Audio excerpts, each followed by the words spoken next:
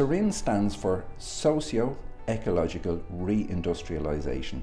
So the idea there is that we're trying to find the best and most sustainable ways that old and new work practices and new businesses can be started to provide employment in local areas for local people in a very ecologically and sustainable way. The SERIND seminar we organised is part of a pan-European project. It's coordinated by the Green European Foundation, and there are 7 other national green foundations working together on this project.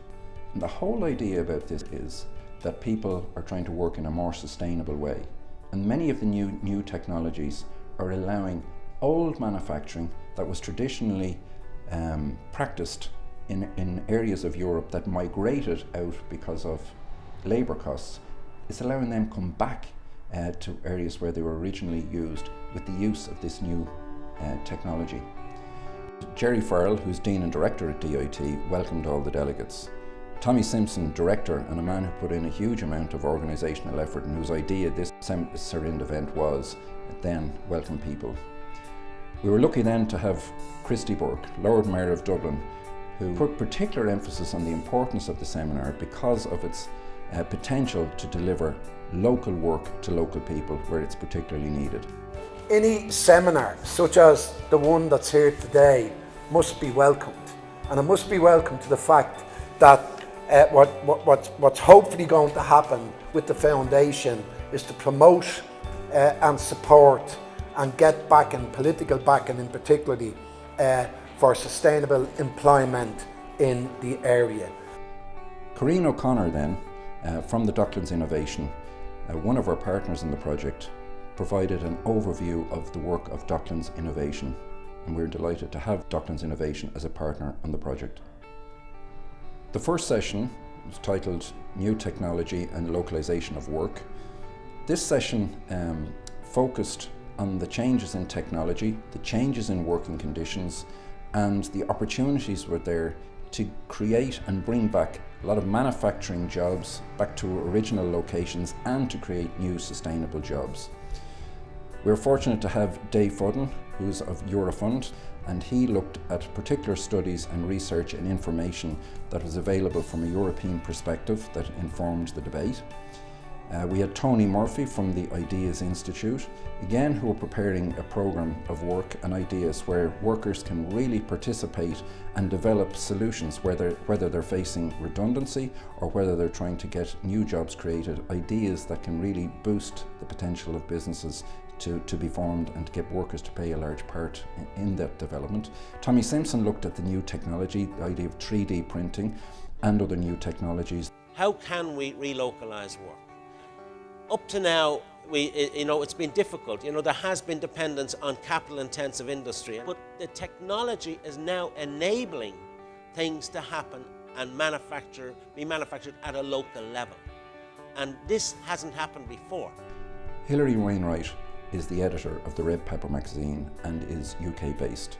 She has extensive experience in looking at worker conditions and in the ways workers can contribute to the development of businesses and organisations, and she's written many articles and books on the subject. This idea of workers' organisations taking the initiative to convert the use of their skills and the use of the machinery they work with for socially useful purposes, I think has huge relevance now when we think about how do we convert the present kind of high carbon economy to a low carbon economy, to an environmentally sustainable economy. The technology now enables a real possibility of collaboration, of sharing the practical knowledge which we saw with the Combine Committee at Lucas Aerospace, but which was then crushed by the old centralised sort of institutions.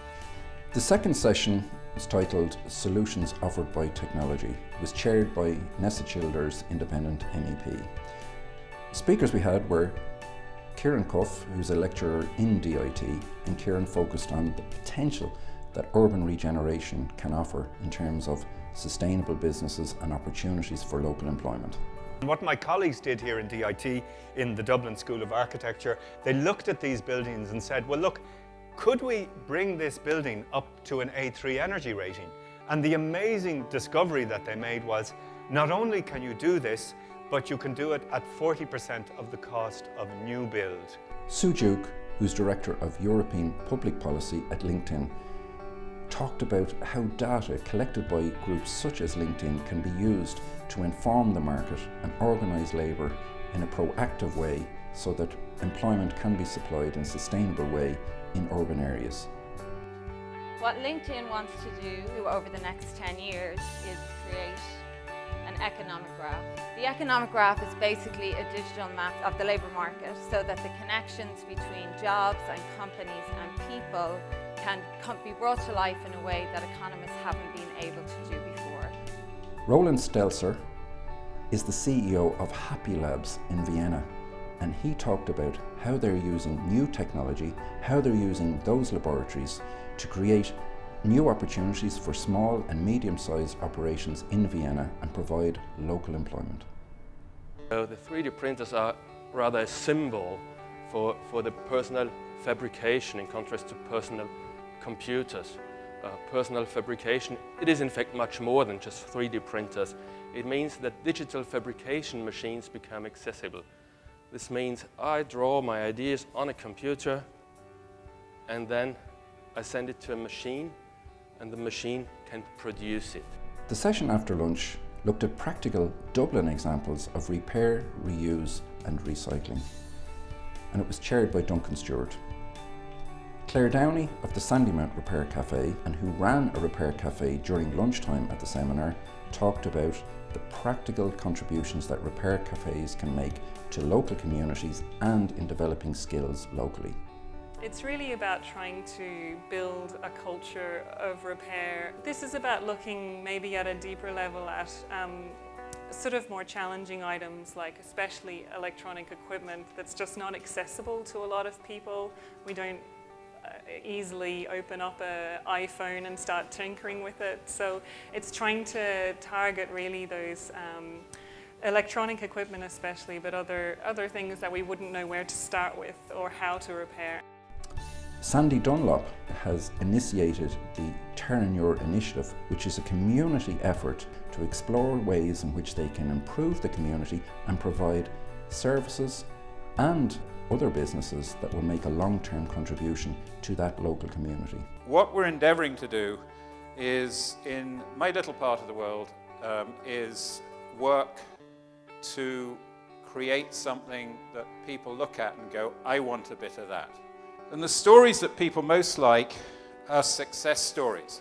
And that is what people want to jump on the bandwagon of, not horror stories. And Sarah Miller, CEO of Ballymun Rediscovery Centre, gave us an account of the history of the development of that organisation.